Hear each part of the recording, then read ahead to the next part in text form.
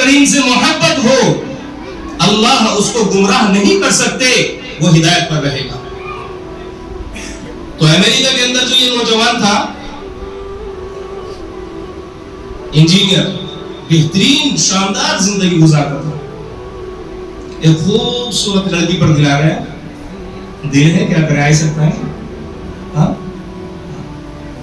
کمال کی بات ہے، حسن نوجوان دلانے پر خوبصورت لڑکی، پری دیکھنے میں حور، اب شرائط رکھ دی، پیشکش کی، پیغام بھیجا کہ میں آپ سے شادی کرنا چاہتا ہوں۔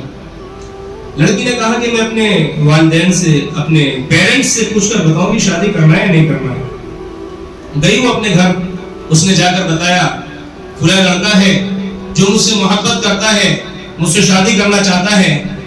تو عیسائی تھی، تو اس کے والدین نے کہا کہ کچھ شرائط ہیں، ہماری شادی تو ہو جائے گی لیکن پہلے شرطیں ہیں، شرطیں کو قبول کرتے ہیں تو لے کر آؤ، شادی سے انکار نہیں ہے۔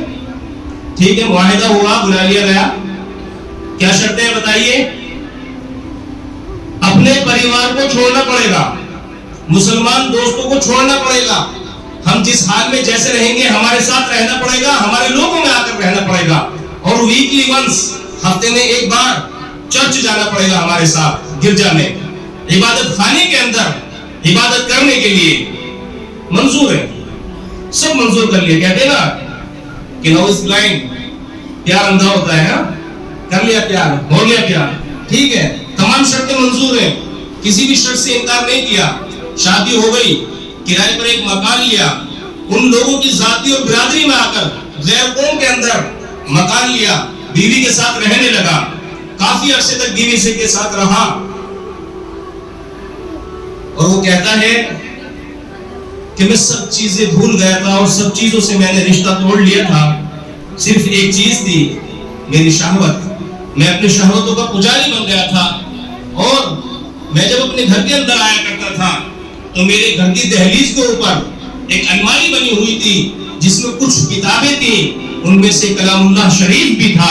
جب میں قرآن کریم کو دیکھتا تھا تو میرے دل میں خیال آتا تھا کہ اے بندے، تو اللہ کا بندہ نہیں رہا، تو شہوتوں کا پجاری، شہوتوں کا بندہ بن گیا ہے، تو نے تمام لوگوں کو چھوڑ دیے، تو نے تمام یار رشتہ داروں کو چھوڑ دیا، احباب کو چھوڑ دیا، گھر والوں کو چھوڑ دیا، یہاں تک کہ اللہ سے بھی قطع تعلق ہی کر لی۔ اور پھر میرے دل کے اندر یہ خیال آیا کرتا تھا، اے اللہ میں نے سب کو تو چھوڑ دیا ہے، یہ تیرا قرآن کریم ہے، اس کو محبت کی نظر سے دیکھا کرتا تھا اور کہا کرتا تھا، اے اللہ یہ تیرا قرآن کریم ہے، اس کی محبت میرے دل سے کم نہ ہونے دینا۔ روزمرہ کا یہی معمول چلتا رہا۔ ایک دن آفس سے آیا، آنے کے بعد دیکھا تو جو اوپر الماری تھی وہ صاف تھی بالکل، اس کے اندر کوئی کتاب نہیں تھی۔ بیوی سے پوچھا، کئی سالوں کے بعد بیوی سے پوچھا کہ یہاں جو کتابیں رکھی ہوئی تھی وہ کہاں ہیں؟ بیوی نے کہا میں تو ٹرش کین کے اندر پھینک دیا ان کو۔ ان سے کیا مطلب؟ نہ ان کو تم پڑھتے تھے نہ میں پڑھتی تھی، تو ویسٹ تھے وہ، میں ٹرش کین کے اندر پھینک دیا۔ گیا بھاگا ہوا، ٹرش کین جا کر اٹھایا، کلام اللہ شریف پڑھا ہوا تھا، صاف کیا، دل سے لگایا، اس کو چوما اور رونے لگا، اور اس سے کہا تجھے معلوم ہے یہ کیا ہے؟ تو نے اس کو ٹرش کین کے اندر پھینکا؟ یہ اللہ کی کتاب ہے۔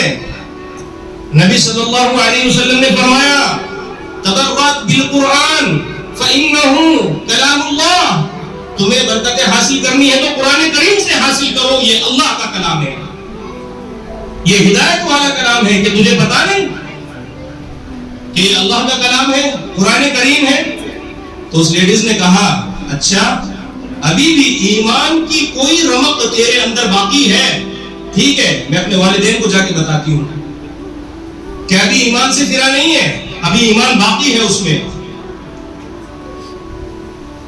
گئی وہ اپنے والدین کے پاس گئی، اس نے قریبی مسجد کا رخ کیا، اور جب مسجد میں پہنچا وہاں جا کر اللہ سے توبہ کی، توبہ کرنے کے بعد اس عورت کو طلاق دیا، ایک مسلم عورت سے شادی کی، اور اس کے بارے میں آتا ہے کہ جب تک اس نے زندگی گزاری، جب تک دنیا میں رہا، قرآن و حدیث کے مطابق زندگی گزاری، ایمان کی پابندی کے ساتھ اور قرآن کریم کی تلاوت کے ساتھ۔ تو قرآن کریم کی محبت صرف دل میں باقی رہی تھی، کچھ بھی باقی نہیں رہا تھا۔ ماں باپ چھوڑ دیے، یار رشتہ دار دوست احباب چھوڑ دیے، اپنا علاقہ چھوڑ دیا، ایمانیت چھوڑ دی، لیکن ایمان کی رمق باقی تھی۔ قرآن کریم کی محبت کے ذریعے اللہ نے اس کے ایمان کو محفوظ رکھا۔ یہ کیا تھا؟ یہ قرآن کریم کی محبت تھی کہ قرآن کریم کی محبت کے ذریعے اللہ نے اس کو باقی رکھا۔ اس لیے کہتے ہیں جب تک قرآن کریم کی محبت دلوں کے اندر باقی رہے گی، اللہ تبارک و تعالیٰ گمراہ نہیں فرمائیں گے، اللہ آپ کو ہدایت پر رکھیں گے۔